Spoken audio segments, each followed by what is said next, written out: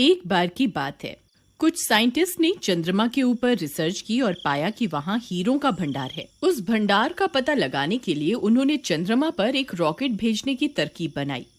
ये बात सबसे छुपाने के लिए उन्होंने शहर से दूर एक गांव के पास जंगल में अपना कैंप लगाया। रिचर्ड, जब तक हम इस रॉकेट को लॉन्च ना कर दें, हमें ये बात सारी दुनिया से छुपानी होगी। अगर किसी को हमारी खोज के बारे में पता चल गया तो उन सारे हीरो पर सरकार अपना कब्जा जमा लेगी। तुम बिल्कुल सही कहते हो, ये सिर्फ हमारी खोज है, इसलिए उन सारे हीरो पर सिर्फ हमारा हक होना चाहिए। तुम फिक्र मत करो, हम शहर से बहुत दूर हैं। यहाँ पास में सिर्फ एक छोटा सा गाँव है और वहाँ के लोग बहुत नासमझ हैं। उन्हें कभी हमारी तरकीब के बारे में पता नहीं चलने वाला। फिर एक दिन उसी गांव में रहने वाला लल्लन किसी काम से शहर जा रहा होता है। तभी उसकी नजर उन साइंटिस्ट के कैंप पर पड़ती है। अरे ई का है, ई कौन लोग हैं? आखिर ये सब यहाँ क्या चल रहा है? आज से पहले तो कभी ऐसा नहीं देखा, मुझे पता लगाना होगा। फिर लल्लन चुपके से कैंप के पास जाता है और कैंप में झांक कर देखता है। वहाँ दो साइंटिस्ट आपस में बातें कर रहे होते हैं। लल्लन ध्यान से उनकी बातें सुनने लगता है। भाई, अगर हमने चंद्रमा पर ये रॉकेट पहुंचा दिया तो ये वहाँ हीरो के भंडार के बारे में सही पता लगा लेगा। फिर हम अरबों के मालिक बन जाएंगे। तुम सही कहते हो डॉक्टर कुमार, हमारी मेहनत जरूर रंग लाएगी। बस इस खुफिया मिशन के बारे में किसी को पता नहीं चलना चाहिए। अरे दैया रे दैया, ये लोग तो करोड़ों अरबों की बात कर रहे हैं। अच्छा, तो यही रॉकेट है जिसे ये लोग चंद्रमा पे भेजने की योजना बना रहे हैं। वाह बेटे लल्लन, आज तो तेरे हाथ बहुत बड़ी खुफिया जानकारी लग गई है। क्यों ना इसका फायदा उठाया जाए। मुझे अभी के अभी जाकर कालिया को इसके बारे में बताना होगा। फिर वह भागता हुआ जाता है और सीधा कालिया के घर पहुंच जाता है।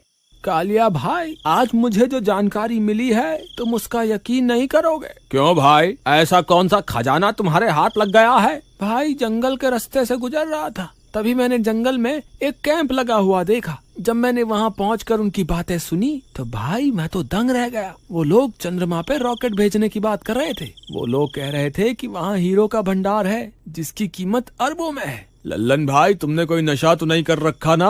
आज ये कैसी बहकी बातें कर रहे हो? भाई, मुझे पहले ही पता था तुम मेरी बात पे विश्वास नहीं करोगे। एक काम करो, तुम खुद मेरे साथ चल कर देख लो कि आखिर वहाँ चल क्या रहा है। फिर लल्लन और कालिया फिर से जंगल में बने खुफिया कैंप के पास पहुंच जाते हैं। देख भाई कालिया, अब तो विश्वास हो गया तुम्हें। ये वही कैंप है जहाँ वो साइंटिस्ट रहते हैं, और वो देखो, ये वही रॉकेट है जिसे ये लोग चांद पर भेजने के चक्कर में है। चलो मेरे साथ, चलो, मैं तुम्हें इनकी बातें सुनाता हूँ। हम अब और इंतजार नहीं कर सकते। आज रात को ही इस रॉकेट को चंद्रमा पर भेजना होगा। अगर हमने और इंतजार किया तो हो सकता है हमारी हीरो की खोज के बारे में सबको पता चल जाए। हमारा अरबों का नुकसान हो जाएगा। कालिया ये सारी बातें सुनकर दंग रह जाता है। क्यों भाई कालिया, अब तो तुमने अपने कानों से सुन लिया ना, ये लोग क्या करने वाले हैं? लल्लन भाई, वो लोग तो अरबों के हीरो की बात कर रहे हैं। हाँ भाई, यही सही मौका है जिंदगी में कुछ कर दिखाने का। तुम कहना क्या चाहते हो भाई? क्या ये बात हम सरकार को जाके बता दें?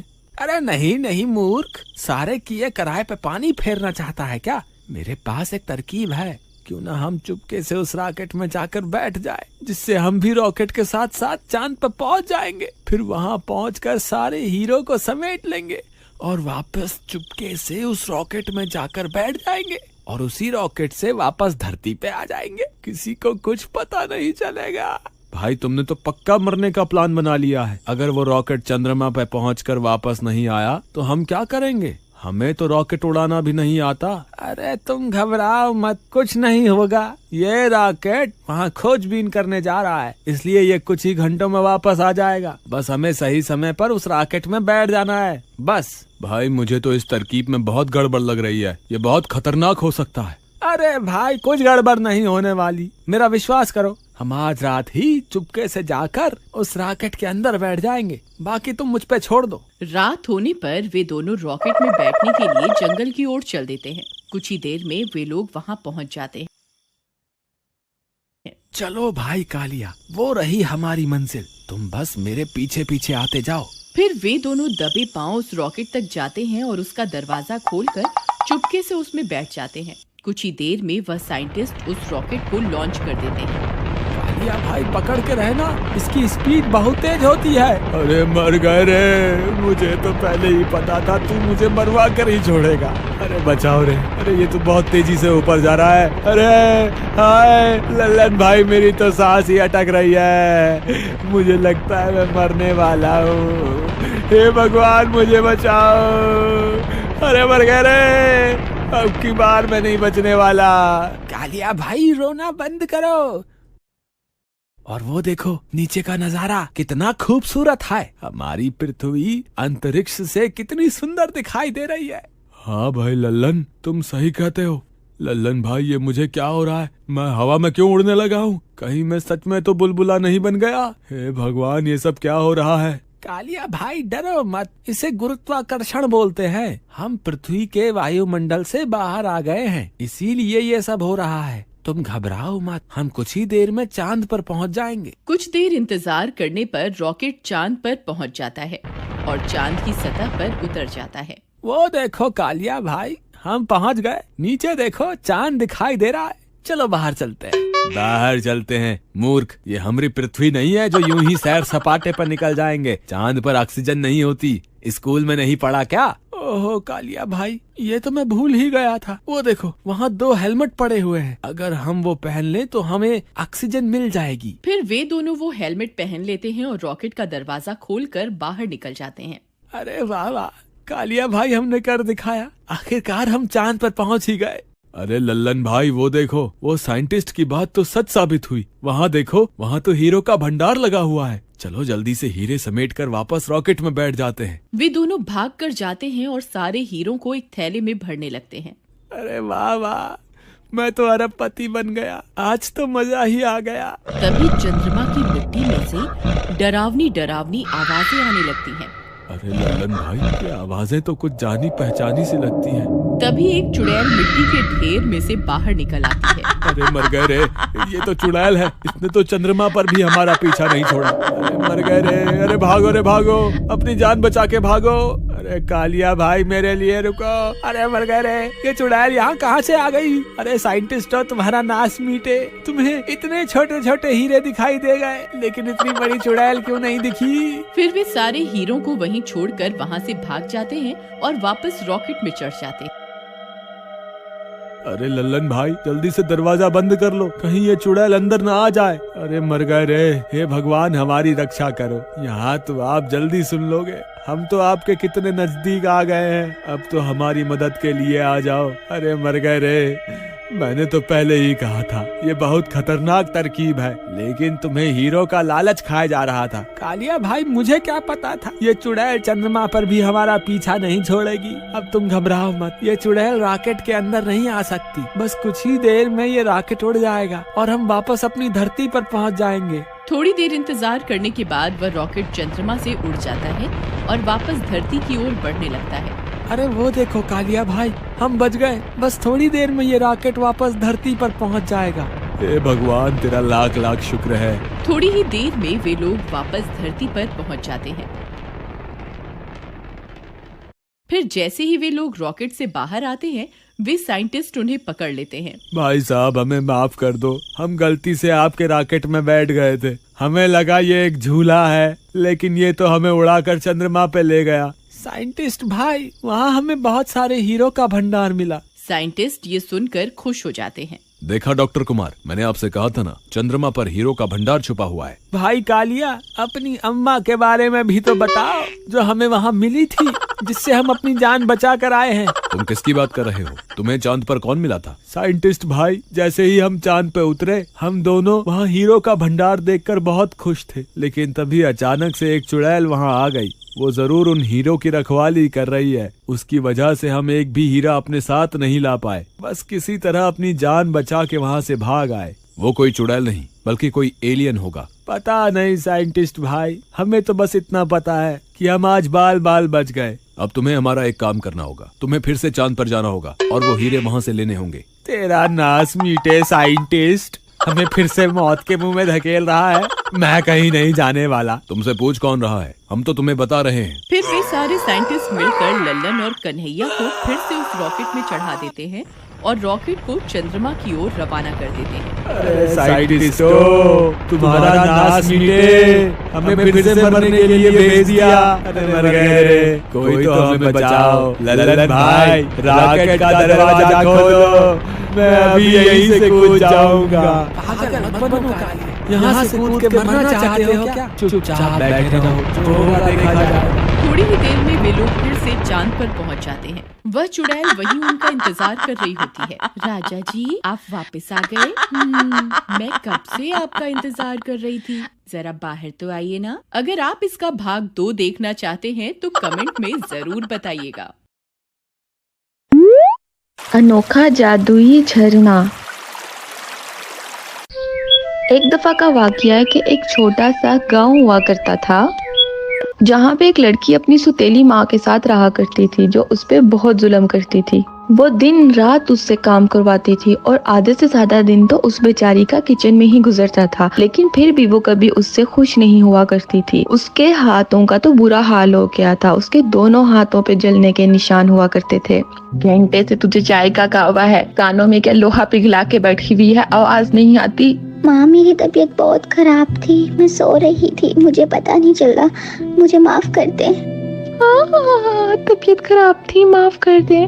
जाके ये बहाने किसी और को सुनाना, समझी? जा किचन में जा और मेरे लिए 1 कप चाय बना के आ। माँ, मेरे से खड़ा भी नहीं हुआ जा रहा, मेरी टांगों में बहुत दर्द हो रहा है माँ। अगर अब तूने मेरे आगे जबान चलाई तो तेरी जबान काट के फेंक दूंगी, समझी? पता नहीं बाप तो मर गया है, इसको मेरे सर पे छोड़ गया है। वो रोज रोज इस जुल्म से बहुत थक चुकी थी। बाहर की दुनिया कितनी आजाद है, सब कैसे खुशी खुशी अपने कामों में लगे हुए हैं और मैं कितनी बदकिस्मत हूँ मैं। वो अपने घर से भागने का प्लान करती है और मौका देखकर ही घर से निकल जाती है, क्योंकि वो बहुत ज्यादा बीमार थी। वो उसके चेहरे से उसकी थकावट का अंदाजा हो रहा था। उसको नहीं पता था वो कहाँ जा रही है, बस वो चलती जा रही थी और चलते चलते वो एक जंगल में पहुंच गई। थोड़ा ही आगे जाके उसकी नजर दरख्तों के पीछे एक झरने पे पड़ती है, जो कि बहुत खूबसूरत था। उसका पानी बिल्कुल साफ था, जैसे इंसानों की पहुंच से ये झरना बहुत दूर हो। ये देख के उसके थके हुए उदास चेहरे पे थोड़ी सी खुशी नजर आती है। वो उस झरने के पास जाती है और उस झरने से पानी पीती है और साथ में अपना मुंह धोती है। तभी अचानक उस झरने से रोशनी निकलने लगती है। मैं एक जादुई झरना हूँ और सिर्फ उन लोगों को ही नजर आता हूँ जिनके साथ कोई जुल्म हुआ हो। तुमने मेरे झरने का पानी पिया है और ये शफाफ पानी पीते ही मुझे तुम्हारे बारे में सब पता चल गया है और मैं तुम्हारी मदद करूँगा। क्या? एक जादुई झरना? बहुत बहुत शुक्रिया तुम्हारा, लेकिन तुम मेरी मदद किस तरह करोगे? कैसे कर सकते हो तुम मेरी मदद?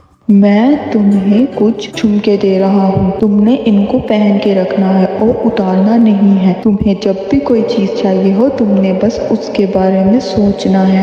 इसके बाद पानी से तैरते हुए झुमके लड़की की तरफ आने लगते हैं। वो उन झुमकों को उठाती है और अपने कानों में पहन लेती है। उन झुमकों को पहनते ही उसके चेहरे से सारे दागो धब्बे खत्म हो जाते हैं। उसकी स्किन चमकने लगती है, बुखार उसका उतर जाता है। इसके बाद वो उस झरने का शुक्रिया अदा करती है और शहर की तरफ जंगल से निकल के आना शुरू कर देती है। थोड़ा ही आगे जाके उसको एक जगह पसंद आती है। वो अपने झुमकों के ऊपर हाथ रखती है और एक अच्छे घर के बारे में सोचती है। थोड़ी ही देर बाद वहाँ पे एक खूबसूरत सा बंगला बन के तैयार हो जाता है। इसके बाद वो पेट भर के खाने की ख्वाहिश करती है और देखते ही देखते उसके सामने हर तरह का मजेदार खाना आ जाता है। वो ये देख के बहुत खुश होती है और पेट भर के खाना खाती है। पहली दफा वो इस तरह से पेट भर के खाना खा रही थी। आहिस्ता आहिस्ता वो शहर में अपनी एक ज्वेलरी स्टोर खोल लेती है, जो कि बहुत बड़ा और बहुत खूबसूरत होता है। वो इस तरह से बहुत कामयाब हो जाती है। उसके ज्वेलरी स्टोर में हमेशा लोगों का रश लगा रहता है। इसके बाद वो अपनी जिंदगी सुकून से और आराम से जीना शुरू कर देती है। अनोखा जादुई आइसक्रीम का दरख्त। एक दफा का जिक्र है कि एक छोटा सा गांव हुआ करता था। वहाँ पे एक छोटा सा घर था जिसमें एक बूढ़ा आदमी अपनी बीवी के साथ रहा करता था। वो दोनों उस घर में अकेले ही रहा करते थे। बूढ़ा आदमी पेशे से लकड़हारा था। बूढ़ा आदमी बहुत मेहनती था और रोज सुबह जल्दी उठ के जंगल चले जाया करता था और वहाँ से लकड़ी काटा करता था। लकड़ियाँ काटने के बाद वो उनको बाजार में लाके बेच दिया करता था। हाँ जी चाचा जी, एक कट्टी कितने की मिल जाएगी? अरे बेटा, 10 सिक्कों के बदले तुम एक गड्डी ले जाओ। क्या चाचा जी, इतनी महंगी लगा रहे हो, थोड़ा तो कम करो। बेटा, इस उम्र में जाके लकड़ी काट के बेचता हूँ, अगर सस्ती बेची तो मेरे घर का चूल्हा कैसे चलेगा। चलो ठीक है चाचा जी, 10 सिक्कों के बदले आप मुझे दे दो एक गड्डी। इस तरह वो लकड़ियाँ बेच के अपना और अपनी बीवी का खर्चा निकाला करता था। एक दिन रोज के मुताबिक वो लकड़ी काट रहा था, तभी अचानक उसकी तबीयत खराब होने लगी। खड़े खड़े ही उसके दिल में दर्द होने लगी और वो वहीं पे गिर गया। उसके हाथ से उसकी कुल्हाड़ी जमीन पे गिरती है और वो वहीं पे अपना दम तोड़ देता है। जब उसकी बीवी को इस बात का पता चलता है तो वो बहुत रोती है। उसके शौहर के अलावा इस दुनिया में उसका कोई भी नहीं था। जो पैसे मुश्किल वक्त के लिए रखे थे वो उन्हीं पैसों से अपने लिए खाना खरीदने लग गई। लेकिन वो पैसे भी आखिर कितना अरसा चलते। एक दिन वो जंगल में उसी जगह पे बैठी थी जहाँ पे उसका शोर आया करता था। तब अचानक उसकी नजर एक चमकती हुई चीज पे पड़ती है। वो चमकती हुई चीज किसी पौधे का बीज था। वो उसको उठा के अपने साथ ही अपने घर ले आती है। घर लाके वो उसको जमीन के अंदर बो देती है और अपने घर के अंदर चले जाती है कुछ खाने का इंतजाम करने। पता नहीं कैसे, लेकिन रातों रात वो बीज एक बहुत बड़े पेड़ में बदल जाता है जिसके ऊपर बहुत ज्यादा आइसक्रीम्स लगी हुई थी। जब सुबह होती है और वो अपने घर से बाहर निकलती है तो ये देख के बहुत हैरान होती है। उसके घर के बाहर एक बहुत बड़ा पेड़ लगा हुआ था जो कि आइसक्रीम से भरा हुआ था।